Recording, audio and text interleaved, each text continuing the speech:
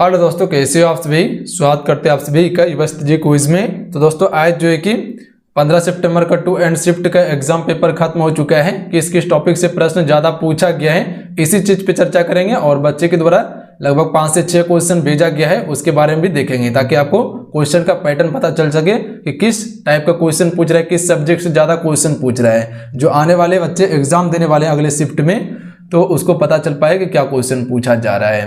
तो सबसे पहले देख लीजिए, अगर मैथमेटिक्स में बात किया जाए तो माध्य, माध्यक और बहुलक से क्वेश्चन पूछा जा रहा है। अभी ध्यान रखिएगा आप सभी। तो थोड़ा सा इसको देख लीजिएगा, ज्यामिति और त्रिकोणमिति से तो हर शिफ्ट में क्वेश्चन पूछा जा रहा है।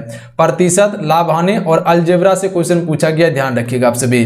तो अलजेब्रा का 2 से 3 क्लास शायद मेरे ख्याल से दिया हुआ था, एक बार देख लीजिएगा आप सभी चैनल पे जाके। तो अलजेब्रा से क्वेश्चन पूछा जा रहा है। उसके बाद देखिए हिंदी में बात किया जाए, रस, अलंकार, छंद, समास और शुद्ध अशुद्ध वाक्य से प्रश्न पूछा जा रहा है। सबसे अधिक वेटेज देखिएगा तो ये रस, अलंकार और छंद का है। लगभग 8 से 9 क्वेश्चन पूछा जा रहा है। अगर इसको आप डिटेल से पढ़ लीजिएगा, ये तीनों को पढ़ लीजिएगा, तो लगभग आपका 14 से 15 क्वेश्चन कवर हो जाएगा फ्रेंड। 14 से 15 क्वेश्चन। तो अभी आपको कुछ नहीं करना है, ये वीडियो कंप्लीट देख लीजिए। उसके बाद टेलीग्राम पे, कहाँ पे, टेलीग्राम पे अभी अलंकार का लगभग जो है कि आपको 140 क्वेश्चन का पीडीएफ दे देंगे। 140 क्वेश्चन का पीडीएफ टेलीग्राम पे दे देंगे, तो वहां से जाके डाउनलोड करके रिवाइज कर लीजिएगा फटाफट आप सभी। तो ये वीडियो को पहले कंप्लीट कर लीजिए, उसके बाद वहां जाइएगा। तो देख लीजिए, रस, अलंकार, छंद, समास और अशुद्ध वाक्य, मुहावरा और लोकोक्तियों से क्वेश्चन पूछा जा रहा है, ध्यान रखिएगा आप सभी। तो ये टॉपिक को कवर कर लीजिएगा आप सभी। उसके बाद देखिए इंग्लिश में ग्रामर पोर्शन से क्वेश्चन पूछा जा रहा है। उसके बाद फिलिंग इन द ब्लैंक से भी क्वेश्चन पूछा गया, ब्लैंक से, ध्यान रखिएगा आप सभी। तो ये पूछा गया है इंग्लिश में। उसके बाद देखिए मैथमेटिक्स में साइन 4/5 का मान ज्ञात करने के लिए पूछा गया था, यानी कि आपका ट्रिग्नोमेट्री से क्वेश्चन पूछा गया है, ध्यान रखिएगा। तो ये सारा क्वेश्चन पूछा जा रहा है, तो ये पॉइंट पे आपसे गौर कर लीजिएगा। क्वेश्चन देखिए क्या पूछा गया था, चिपको आंदोलन के नेता कौन थे। तो देखिए चिपको आंदोलन के नेता जो थे वो सुंदरलाल बहुगुणा थे, ध्यान रखिएगा आप सभी। तो ये क्वेश्चन पूछा गया था, जो कि बच्चे के द्वारा बताया गया था। अगर चिपको आंदोलन की बात किया जाए तो इसका शुरुआत जो किया गया था फ्रेंड 1972 में किया गया था। कब किया गया था? 1972 में। हो सकता है ये डेट को याद रखिएगा आप सभी। कहाँ पे किया गया था? उत्तराखंड राज्य में। कहाँ पे? उत्तराखंड राज्य में किया गया था, ध्यान रखिएगा। उत्तराखंड के चमोली जिले में किया गया था, चमोली जिले में किया गया था। उसके बाद देखिए मतदान से कुछ क्वेश्चन पूछा गया था। क्या क्वेश्चन पूछा गया था ये कंफर्म नहीं है, पर मतदान से संबंधित क्वेश्चन पूछा गया था। तो अगर ये क्वेश्चन पूछा गया है कि मतदान की आयु क्या है या मतदान करने की आयु सीमा क्या रखा गया है, तो 18 वर्ष रखा गया है, ध्यान रखिएगा आप सभी।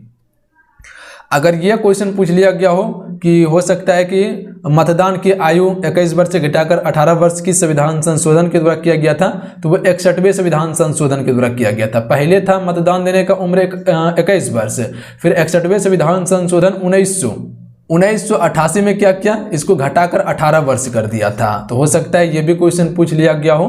तो देख लीजिएगा मतदान से संबंधित क्वेश्चन पूछा गया था। तो ये तीनों फैक्ट को याद रखिएगा आप सभी। उसके बाद अगला क्वेश्चन देखिए, कुछ बच्चे की तरफ भेजा गया था कि राज्यसभा का कार्यकाल कितने वर्ष का होता है। तो राज्यसभा का कार्यकाल जो होता है वो 6 वर्ष का होता है, ध्यान रखिएगा आप सभी। अगर राज्यसभा से कोई प्रधानमंत्री बनता है तो उसके लिए उम्र 30 वर्ष रखा गया है और कार्यकाल 6 वर्ष का होता है। अगर लोकसभा की बात किया जाए, लोकसभा का कार्यकाल 5 वर्ष का होता है और यहां से अगर कोई प्रधानमंत्री बनता है तो उसका उम्र कम से कम 25 वर्ष होना चाहिए, तब प्रधानमंत्री बन सकता है। राष्ट्रपति बनने के लिए उम्र क्या रखा गया है? तो 35 वर्ष। उपराष्ट्रपति 35 वर्ष उम्र रखा गया है। ये सभी का कार्यकाल 5 वर्ष का ही होता है, ध्यान रखिएगा आप सभी।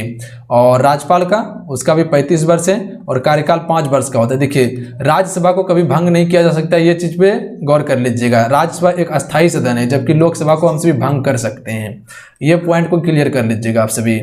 उसके बाद देख लीजिए, एक पहाड़ संबंधित मुहावरा से संबंधित क्वेश्चन पूछा गया था। कुछ पहाड़ से संबंधित क्वेश्चन था मुहावरा से, तो मुहावरा को एक बार देख लीजिएगा क्योंकि मुहावरा से क्वेश्चन पूछा जा रहा है। उसके बाद देखिए विधानसभा का कार्यकाल कितने वर्ष का होता है। तो ये 2 कंफ्यूजन था कि राज्यसभा पूछा गया था कि विधानसभा पूछा गया था। एक बार देख लीजिएगा आप सभी, इसका कार्यकाल 5 वर्ष का होता है। उसके बाद देखिए बिरसा मुंडा ने ईसाई मशीनरियों पर कब हमला किया था। तो देखिए ये जो किया था 1992 में किया था, ध्यान रखिएगा आप सभी। ये बिरसा मुंडा से संबंधित क्वेश्चन पूछा गया है। ऐसे कि झारखंड में इसको भगवान माना जाता है, ध्यान रखिएगा आप सभी। इसका जन्म जो हुआ था वो कब हुआ था? 15 नवंबर 15 नवंबर 1875 को इसका जन्म हुआ था। ध्यान रखिएगा आप सभी। मृत्यु कब हुआ था? तो ये 1900 ईस्वी में हुआ था। 9 जून 1900 को हुआ था। 9 जून 1900 को इसका मृत्यु हुआ था। ध्यान रखिएगा आप सभी। तो ये बिरसा मुंडा से संबंधित क्वेश्चन भी पूछा गया था। विटेकर के परिसंचरण तंत्र से संबंधित क्वेश्चन पूछा गया है। क्या क्वेश्चन पूछा गया ये क्लियर नहीं है। उसके बाद आगे देख लीजिए क्वेश्चन जो है कि इतिहास से क्वेश्चन पूछा जा रहा है। तो इतिहास में 2-4 क्वेश्चन आपको बताते हैं जो कि याद रखिएगा आप सभी। अगर आप सभी से पूछ लिया जाए कि 1857 की क्रांति के समय गवर्नर जनरल कौन था, तो ध्यान रखिएगा आप सभी, लॉर्ड कैनिंग। कौन था? Lord Canning. लॉर्ड कैनिंग उस समय का गवर्नर जनरल था। ध्यान रखिएगा आप सभी। अगर क्वेश्चन आप सभी से पूछ लिया जाए आत्मीय सभा की स्थापना किसने की, आत्मीय सभा की स्थापना किसने की, तो ध्यान रखिएगा आप सभी, राजा राम मोहन राय ने। किसने? राजा राम मोहन राय ने। राइटिंग पे ध्यान मत दीजिएगा क्योंकि जल्दी से कवर कराना है। राजा राम मोहन राय ने, जो हम बोल रहे हैं सिर्फ उसको ध्यान दीजिएगा आप सभी, ताकि उतना सा भी अगर सुन लीजिएगा आप सभी तो माइंड में क्लिक हो जाएगा अगर क्वेश्चन जब पूछ लिया जाता है। आत्मीय सभा की स्थापना राजा राम मोहन राय ने कब किया था? 1815 ईस्वी में किया था। ध्यान रखिएगा। शुद्धि आंदोलन के प्रवर्तक किसे माना जाता है? तो ध्यान रखिएगा, शुद्धि आंदोलन का जो प्रवर्तक माना जाता है दयानंद सरस्वती को माना जाता है। किसको? दयानंद सरस्वती को माना जाता है शुद्धि आंदोलन का प्रवर्तक। ध्यान रखिएगा आप सभी, शुद्धि आंदोलन का प्रवर्तक। क्लियर है? अगर पूछ लिया जाए आप सभी से कि स्वतंत्र भारत का प्रथम गवर्नर जनरल कौन था, तो ध्यान रखिएगा आप सभी, लॉर्ड माउंटबेटन होगा। स्वतंत्र भारत का प्रथम गवर्नर जनरल लॉर्ड माउंटबेटन। कौन था? लॉर्ड माउंटबेटन था। ध्यान रखिएगा आप सभी, ये स्वतंत्र भारत के प्रथम गवर्नर जनरल था और अंतिम वायसराय था। ध्यान रखिएगा आप सभी। जब देश आजाद हुआ 1947 में, तो इससे पहले जो है कि गवर्नर जो था वो क्या? वायसराय कहलाता था। जब देश आजाद हो गया तो वो स्वतंत्र भारत का पहला गवर्नर जनरल बना था। ध्यान रखिएगा। अगर यही क्वेश्चन पूछ लिया जाए कि स्वतंत्र भारत का प्रथम भारतीय गवर्नर जनरल कौन था, चक्रवर्ती राजगोपालाचारी होंगे। कौन हो जाएगा? चक्रवर्ती राजगोपालाचारी। ध्यान रखिएगा आप सभी, राजगोपालाचारी होंगे।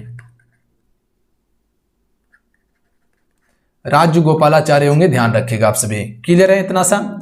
उसके बाद आगे भी बता देते हैं आपको और क्या याद रखना है आपको। आर्य समाज का स्थापना किसने किया था?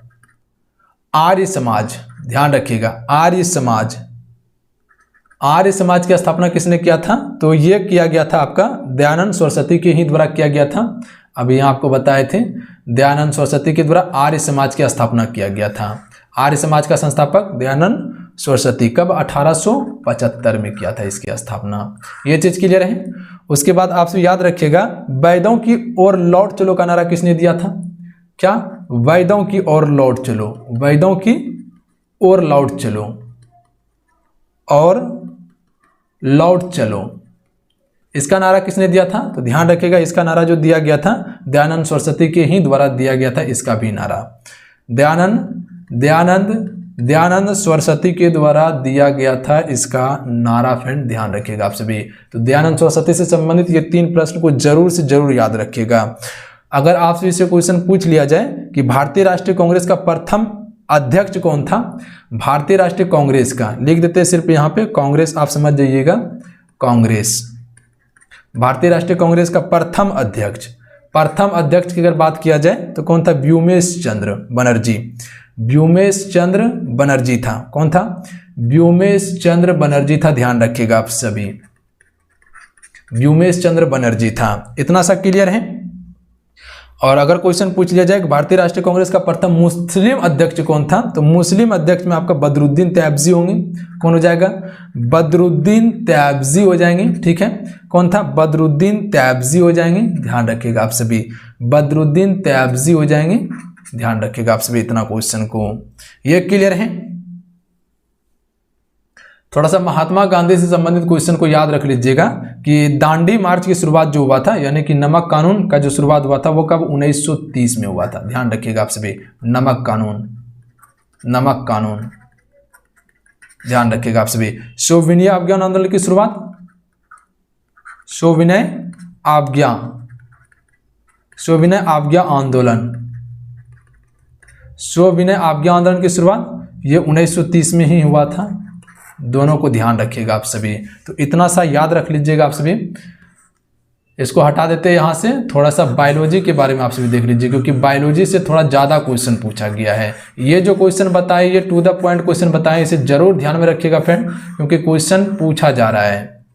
उसके बाद देखिए संविधान से क्वेश्चन पूछा जा रहा था, ध्यान दे लीजिएगा आप सभी। जैसे कि संविधान सभा का जैसे कार्यकाल के बारे में पूछा गया था, तो वो देख लीजिएगा। नंबर सीरीज से क्वेश्चन पूछा जा रहा है मैथमेटिक्स में। कथन निष्कर्ष को आपसे जरूर पढ़ लीजिएगा। अभी कथन निष्कर्ष का भी इसके बाद क्लास आपको देंगे। अभी जो आपको क्लास जो दिया गया था वो आपको बिहार जीके का क्लास दे दिया गया है। बिहार जीके का क्लास दे दिया गया है। बिहार जीके क्लास दे दिया गया, 100 क्वेश्चन कवर करवा दिया गया, देख लीजिएगा जाके। अब कथन निष्कर्ष का ही बारी है, वो भी आपको क्लास जल्दी मिलेगा। कोडिंग डिकोडिंग से क्वेश्चन पूछा जा रहा है। रीजनिंग में ब्लड रिलेशन से लगभग 1 क्वेश्चन। कथन निष्कर्ष में सबसे अधिक क्वेश्चन है, लगभग 5 से 6 क्वेश्चन का वेटेज है, ध्यान रखिएगा। जीव विज्ञान से क्वेश्चन पूछा जा रहा है आपका। जीव विज्ञान का वेटेज भौतिक और रसायन शास्त्र से अधिक है, तो इसमें थोड़ा सा आप क्वेश्चन को याद रख लीजिएगा। अगर क्वेश्चन आपसे भी से पूछ लिया जाए कि जीव विज्ञान का जनक किसे कहा जाता है, जीव विज्ञान का जनक किसे कहा जाता है या पिता किसे कहा जाता है, तो ध्यान रखिएगा आप सभी। ये कहा जाता है अरस्तु को। किसे कहा जाता है? अरस्तु को कहा जाता है।